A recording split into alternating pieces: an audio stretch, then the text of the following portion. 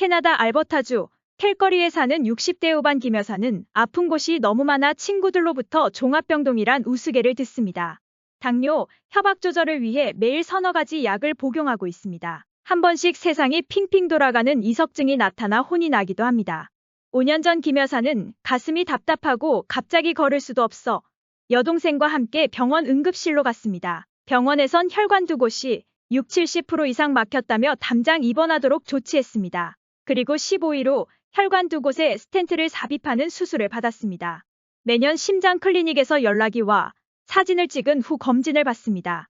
비용은 물론 들지 않습니다.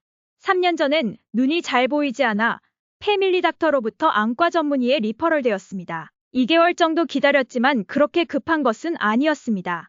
최근에 허리부터 엉덩이, 다리, 발끝까지 땡기고 지리는 고통이 와 서서 식사 준비를 하는 것이 어려워졌습니다. 패밀리 닥터를 찾았습니다. 그리고 한 달 뒤 전문 병원에서 연락이 와 갖가지 온라인 검진을 받았습니다. 또 한 달 뒤 지정한 클리닉으로 가서 의사의 진찰을 받았습니다. 약을 처방받아 복용했는데 고통은 줄지 않았습니다. 그리고 2주 지나 전문의가 영상을 보며 아프다는 곳에 주사로 약물을 주입하여 원인을 찾고자 했습니다. 그런데 너무 아파 자지러질 것 같다고 호소하자 의사는 진료를 중단했습니다. 의사는 원인을 찾아야 하는데 MRI를 찍어야겠다고 말했습니다. 문제는 MRI를 찍으려면 1년을 기다려야 한다는 것입니다. 의사는 사설 클리닉에 가서 찍으면 한 달 만에 결과를 알 수 있지만 비용이 700~800불이 든다고 말했습니다. 아들과 상의해야 하는데 생돈 700~800불을 써야 할지 아니면 아픈 것을 참고 1년을 기다려야 할지 선택을 해야 합니다. 캐나다에 사는 한인 노인들 가운데 한국으로 들어가 이중 국적을 취득하는 경우가 적지 않습니다. 나이가 드니까 고향에 대한 향수가 많아집니다. 그런데 캐나다보다는 한국의 의료 서비스가 너무 빠르고 좋아 한국 국적을 다시 취득하는 경우가 많습니다. 손관절의 고통이 너무 심해 잠자는 것이 힘들었던 한 70대 후반의 밴쿠버 한인은 한방 양방 등 여러 가지 치료를 받았지만 나아지지 않았습니다. 이중 국적을 가진 그분은 지난해 다시 한국에 가서 원인이 척추관 협착증 때문이라는 진단을 받았고 그 분야의 명의들 가운데 가장 신뢰하는 분을 찾아 바로 수술을 받을 수 있었습니다. 영국의 한 의료 관련 단체가 조사한 자료에 따르면 OECD 국가 가운데 안전한 의료 서비스를 제공하는 나라로 한국이 3위였고 캐나다는 18위였습니다. 독일, 프랑스, 미국은 20위 이하로 뒤떨어져 있었습니다. 캐나다 의료 서비스가 느려 터졌다고 불평하는 한인 이민자들이 있습니다. 한국의 빨리빨리 문화와 선진 의료 서비스에 익숙한 이들은 전문의를 만나려면 수개월에서 1년이나 걸리는 캐나다 의료 서비스에 대해 여기선 명이 길어야 산다는 푸념까지 합니다. 극심한 통증을 유발하는 요로결석의 경우 한국선 체외 충격 파쇄석술을 하는 병원들이 많아 쉽게 해결할 수 있지만 캐나다의 응급실에 가면 시술로 결석을 빼내곤 합니다. 가디언즈는 최근 캐나다 병원 대기 시간이 더 늘어나고 있다는 분석글을 보도하고 있습니다. 응급실에 가거나 전문의를 만나야 할 경우 비슷한 국가 의료제도를 실시하고 있는 다른 선진 10개국 가운데 캐나다가 꼴찌로 뒤처져 있다는 것입니다. 그러나 캐나다 의료 시스템이 형편없다고 말하는 것은 조금 과장된 이야기입니다.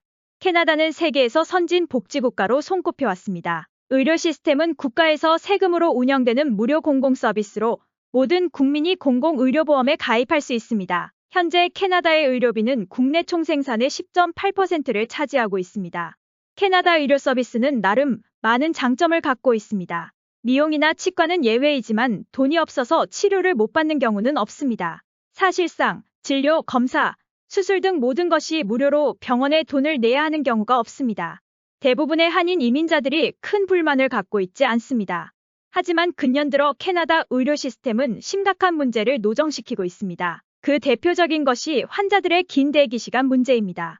떼프레이저 연구소에 따르면 지난해 캐나다에서 환자가 가정의를 만난 뒤 전문의를 만나기까지 평균 27.7주가 소요되는 것으로 나타났습니다. 무려 7개월 가까이 걸린다는 겁니다. 이는 역대 대기 시간 가운데 최장 기록이었던 2022년 같은 보고서의 27.4주보다 길어진 것입니다. 지난 1993년 캐나다인의 의료 서비스 대기 시간은 9.3주였습니다. 30년 동안 대기 시간이 195% 증가한 셈입니다.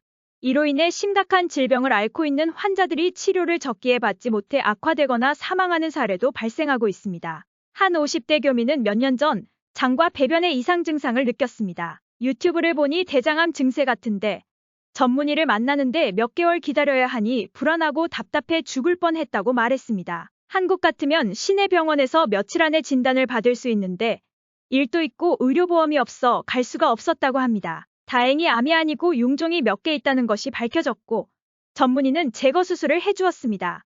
지난해 3월 매니토바주의 한 환자가 위니펙 응급실 복도에서 33시간 동안 침대에서 기다리다 사망한 일이 벌어졌습니다. 그 다음 달에는 퀘벡 응급실에서 치료를 기다리던 환자 2명이 의사를 만나기 전에 사망했습니다. 이 응급실은 몇 주 동안 거의 200%의 수용 인원으로 운영되었다고 합니다. 이러한 긴 대기 시간은 의료 인력 부족 탓이 크지만 환자 증상의 응급도에 따라 우선순위를 결정해야 하는 구조로 인해 발생합니다. 또한 개인이 체감하는 증상과 의료진이 느끼는 심각성의 차이로 인해 응급실에서 몇 시간씩 또는 전문의를 만나기까지 몇 달씩 기다려야 하는 경우가 흔하게 일어납니다. 1980년대까지만 해도 캐나다 병원 응급실에서 입원하기 위해 오래 기다려야 하는 사람이 별로 없었습니다. 캐나다 병원들은 의사나 간호사가 병가를 신청하면 그들을 대신할 수 있는 충분한 대체 인력을 확보하고 있었습니다. 상황은 1990년경에 바뀌기 시작했습니다. 지방정부가 효율성을 개선한다는 명분으로 의료 인력을 감축하기 시작한 것입니다. 이는 오랫동안 의료 분야의 재정적 부담을 덜려는 방안으로 시행되었습니다. 그러다 보니 충분한 의료인력 확보와 안전장치가 제거되었습니다. 재정지출 억제를 위한 의료인력 감축은 2000년대 초반부터 심각한 부작용을 노정시키기 시작해 일상적으로 수용 능력을 훨씬 초과하여 운영되는 응급실의 의사와 간호사에게 과도한 부담을 주었습니다. 캐나다의 의사와 간호사 수가 절대적으로 적은 것이 아닙니다. 경무로 번아웃되어 그냥 병원을 떠나거나 근무 조건이 좋은 미국으로 넘어가는 의료인들도 늘어났습니다. 효율성 중심의 개혁은 응급치료, 장기치료 및 1차 치료에 대한 투자도 부족하게 만들었습니다. 온타리오주에는 1990년에 응급치료 병원 병상이 3만 5천 개가 넘었습니다. 그동안 이민 유입으로 주민 수가 늘어나고 고령화되었습니다. 그럼에도 불구하고 온타리오 주정부는 팬데믹이 시작될 때까지 병상 수를 되레 2만 개로 줄였습니다. 어느 나라든 의료 서비스가 완벽할 수는 없습니다. 한국에서도 의사 증원 문제와 관련해 수련의들이 반발하는 사태가 있었습니다. 밴쿠버와 같은 지역에서는 이민자들의 증가로 패밀리 닥터가 수용할 수 있는 환자 수가 넘치고 있습니다. 이로 인해 환자들은 가정의를 찾는 시간이 길어지며 가정의를 찾았더라도 전문의를 기다려야 하는 대기 시간 또한 길어지고 있습니다. 캐나다는 외국의사 및 간호사 면허 소지자들의 이민을 유도하고 PA, 즉 의사보조간호사 등의 역할 확대 등 나름대로 방안을 모색하고 있지만 환자 대기 시간 문제가 쉽게 해결될 것 같지 않습니다.